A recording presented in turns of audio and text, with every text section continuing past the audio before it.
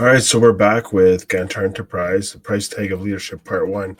This is basically what we're going to be dealing with for the next little bit. It's actually very complex, many different layers, because here's the thing: a lot of people want to actually do certain things, not aware of what is actually the cost of them. Or are they even aware of what is it, that thing or things that are holding them back instead of being able to move forward? Okay, so without further ado, the question is always about, well, self-discipline. What is self-discipline? What is this most difficult thing? People think discipline and they think iron fist, big hammers, and just, you know harsh, and really what it is, it's actually quite the opposite. And the reason being is because when you actually break it down, it's actually the game changer. It's the separator. It is the one thing that basically sets people from good to great, or average to extraordinary. And that's where this all just kind of comes from. It comes from to take a grip, or take hold of an area or areas of your life. I've done this in mine, and I've really seen the success in athletics, even though I haven't really done athletics in a couple of decades.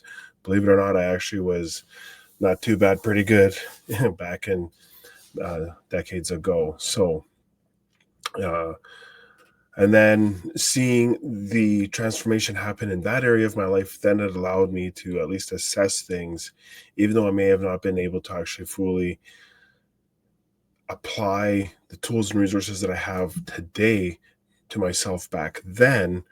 I'm still grateful that at least it's not too late. I don't think it's ever too late to actually say, hey, I'm going to go on a personal development journey, or a journey where I'm able to actually challenge myself and improve myself so that I'm able to actually contribute more, or add value, add great amounts of value to those that I basically engage with, or I am in high touch with. High touch is basically a face-to-face conversation where you're able to actually say, hey, this is what we're dealing with. This is how we're dealing with it. Are these methods correct? Self-discipline allows you to actually dial in things without the emotion and moving in. So that's how you're able to take grip or a hold of maybe your emotional state of your life in that scenario or circumstance, which is very difficult to do these days because everyone's all about feelings. That's just the phase that we're in. So, the importance of this is really defining the moment of when you separate yourself from many, is when you actually say, I'm taking a stand, I'm doing whatever it takes to, and just, okay, that's it. I'm done living my life in a certain way, manner, fashion, and you're just saying, I'm going to go on this journey. And then you're going to start to see it's going to take a couple of years, believe it or not, because why would you be able to separate yourself if somebody was maybe a little bit further along or understands a little bit more of the components that are moving around in the background, as far as maybe body language, tone, tact, timing, in speaking? How are people able to actually define themselves in a separating calibration when maybe they are really around people that are very similar, or that they are very alike, but might be at the more of the bottom of the pack? So that's why you have to really take in account time and effort. Greater the effort, the less time. The less effort, the greater the amount of time. So this is where it can get a little tricky, okay? This creates a standard, something that you have done to develop, to be committed to, and follow through. So it's not always about striving for success all the time. It's like, well, I heard this and it was actually very impactful, because so many people are actually on this whole, like, I'm going to strive for success and this is but it's actually has nothing to do with how you're getting there. Oh, I'm going to be successful. Well, what separates you? It's the standards that you set in your life that's saying, this is how I'm actually going to approach things. This is how I'm actually going to be able to deal with things. And the reason being is because there's going to be less, of a mess in the aftermath. Okay. So regardless of, what you're faced with, it could be many things. I actually have, very relieved, to say the least. I've been in a very toxic corporate environment for the last few years, and recently I've been given the one of the greatest opportunities of just being removed from that type of environment. And so I've even noticed in hours, it's just like a big relief off of my back. I got no more subconscious weight, and I don't even know exactly what my next move is right now, even. But I know I'm in great hands because I've developed myself to such an extent where I'm like, hey, you know what? Just make a couple of phone calls, put a few feelers out there, and let's just see what happens. Why not? We got nothing to lose. Just push on and do, and execute. So this is what I'm going to do. So this is the one area that, if done in a manner that even with small steps consistently, you will win. It's only a matter of time. And what do I mean by that? You got to make sure that you actually have the right resources. I know if I'm always trying to do something, and if I'm actually 2 degrees off right at the very beginning, I'm going to be completely in a different tangent, or maybe atmosphere or stratosphere than I initially planned if I don't have this calibration types of mechanisms to keep me in check. So if you're going to do something, do it at a pace that you're able to handle and recalibrate yourself. If you're going to be slowly moving one way or another, that could be out of the realm of the direction that you're trying to head. It's better to be slightly off your target when you get there than miss it altogether. So that's just something from my own learnings that I found very beneficial a long time ago, and I'm still learning this now. So, well, self-discipline, you always got to look at them in yourself in the mirror and start with yourself. And you're like, oh, you know what is it that I'm actually trying to achieve here? Where are the things that are actually not just holding me back, but where are the things that I don't see there? You'd be calling them blind spots, if you will, like the blind spot in a vehicle. You're driving down the road and all of a sudden you're like, okay, I'm going to do this, I'm going to do that. And then you're like, I didn't know that person was there, and the outcome was not great. So that's the question at hand that you have to ask yourself. Okay, where am I at right now? Start with yourself. With understanding yourself, you'll be able to see the why, who, where, what, when, how. By this, it is the meaning of your strengths and weaknesses. So understand that even though you want to work on your weaknesses, don't always concentrate on your weaknesses. Actually spend 20% of your time in your weaknesses, because you have to excel. You have to continue to progress. You have to be able to move forward in wherever you put your hands to. So that should be 80% of your time. The other 20% of your time is when you're able to actually assess, reflect, and execute on the areas of weakness. And first off, the hardest step that could take you a very long time to actually figure out is, what are my weaknesses? So be very strategic and careful on if you decide to actually ask anyone, right? You want to always ask someone who has your best interest, who always is there for you when you need them. That's probably, from what I've actually had to go through, one of my biggest learnings was understanding who actually has my best interest, who actually has even a financial invested interest in you. And if there is someone, the best way how I can explain it is that I have people in my life that their future depends on the outcomes that I can create. So if I don't create any outcomes, it has nothing but strained them in time, effort, and resources. And it's kind of like I would be a poor investment. So in order to be a wealthy, high returning on investment asset, you'd always want to try and seek these people and ask for their most authentic and truthful response, with an open heart and removing your emotion from it.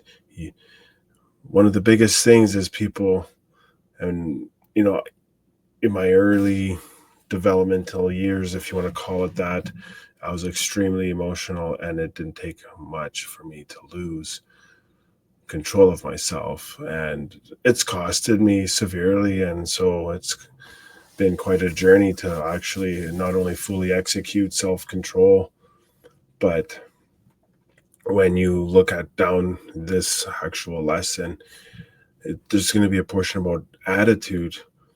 So even if the situation or circumstance is actually quite negative, I'm able to now have a very positive attitude throughout that outcome or through that journey of the outcome. The reason being is because if you see something, you're potentially seeing it from maybe one lens or one perspective, not actually understanding that there's potentially several perspectives or other outcomes that are going to result positively from maybe having your first initial outcome through that process negative. Okay. So, no matter the outcomes, positive or negative, the common thread is what did you learn, regardless of the result? You can still learn even when you win. Okay. So, you can win and still learn how to make things better. Take, for an example, the car industry as an example. Some did not want to fix it when it worked, others improved it. And we all know the result of this mindset. You have uh, in North America, this Chevy, Dodge, Chrysler type of mindset. If it isn't broke, don't fix it. Then you have this Japanese model with like Honda, Toyota, and Lexus, right? I mean, you look at these types of manufacturers and they're like, okay, so how do we improve it? Well, guess what? There you have not just stayed in that mindset. They've actually figured out a way to not only improve it, but now they're actually changing potentially the most absolute functioning methods of that industry, which is incredible to see because it's basically billionaires fighting for your dollar, which is pretty impressive, if I might add. So you decide who is the greatest opposition in your life. It just might be the inner battles that are fought within that determine all of the outcomes, positive or negative. So you could actually be your biggest obstacle. You could actually be your biggest problem or your greatest asset. Regardless of what it is, you're going to determine this by your attitude and how you actually handle objection and constructive criticism. If pointing the finger and always leaning in and going towards one thing or another in the sense of it's not my fault or it's a blame game, coulda, shoulda, woulda, whatever, it's not going to be really that beneficial for you. I've had to learn this from, I would say, probably mid-childhood years up to like basically my mid-childhood years, and then a portion into my teenage years. And then there was a couple of very, very pivotal moments in my life where they were very, very impactfully life-changing. So that started the process of like, okay, I'm gonna have to learn how to accept this. Actually, I might have been even in the starting of my young adult years, to be honest. Yeah, I'm gonna have to say I didn't even learn the outcomes that have happened in my life were my fault until my young adult years, probably like my late 20s, to be honest. So a little coming to the game, but that doesn't mean I'm out of it. So doesn't matter when you start, it just matters how you finish. So never forget that one. So these habits though, you got to take into account, you really want to start early. Early is awesome. Okay. So when we're talking about discipline, if you can, I know I wish I could have start early because discipline begins early. Well-being starts young, doing what's required when it is needed, whether you feel like it or not. So when you're trying to figure out the standards, okay, and you're trying to figure out, okay, so why is this actually important to me at this stage of things? Okay, so the things that are in a standard for your well-being, it could be start with when you're not just young, but when you're realizing, hey, I need to do this or otherwise that's going to happen. And so you're like, well, I don't know whether or not I should do it or not. Well, when you do it, regardless of whether or not you should do it or not, and you're kind of ingrained at a very young age, because, having a cleanliness area, having a very high standard of personal hygiene, just small things like this, you realize that those are the first lessons of when the real training of self-discipline really begins. When you're able to fully take care of yourself and have a high standard for yourself so that you can have a great self-esteem, great self-image of yourself, and look at yourself in the mirror and be like, man, I look awesome today. Like, I feel great today. And the reason being is because you started early in this process of how you're able to execute things from a day to day. Okay. So the core values for growth start with time management, hard work, honesty, persistence, a positive attitude, even when it's hard. You see, I don't know how many times I've unfortunately had to deal with things when it's just like, well,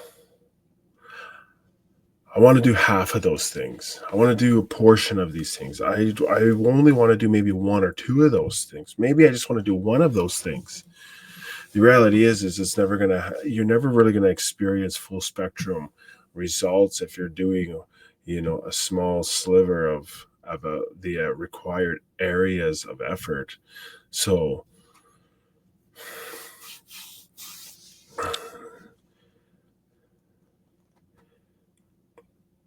when you're looking at having a positive attitude, especially when it's hard, like I was mentioning earlier, it was really difficult for me because I had a victim mentality. I was not a victor in those moments.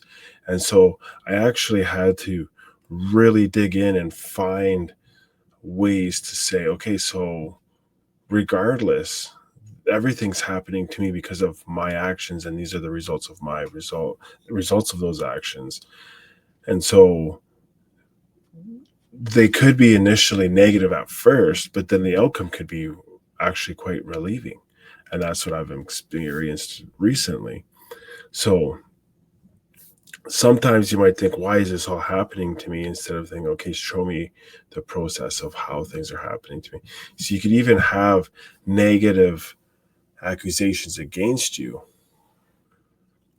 People can fabricate things and make things in such a way where it's becoming against you. And you're like, you know what? I can't even address that because the conversation never happened. And that's just the reality of it. So there it is. And then that could potentially taint things and skew things. And people are people. And unfortunately, sometimes it's not always positive, but that's just the reality of it. So now when you're looking at some of the other things that are involved in this, see, the power of the journey may never grow due to character flaws. This results that come later. So never underestimate the journey. See, the thing is that when you start, say, in grade school, study habits at the earlier stages in your grades, and then you continue to grow them over to the latter part of the grades and into post-secondary, and you have a certain regiment and you have a certain type of a cadence to your day, and you're just like, I got to get this done, I got to get that done, and that's how this is going to happen, that's how that's going to happen. That's what happens when you're just diligent. You're going to be able to see the result long term from those short term wins. Okay. Next week, we're going to do the price tag of leadership, part 2. Again, discipline kind of falls into this. So we're going to continue on this journey. And I'm not too sure how long it's going to be, but it's going to be quite a good one. So until next time, we're going to be back next week, 8 p.m. Pacific, 11 p.m. Eastern. Work hard, stay humble.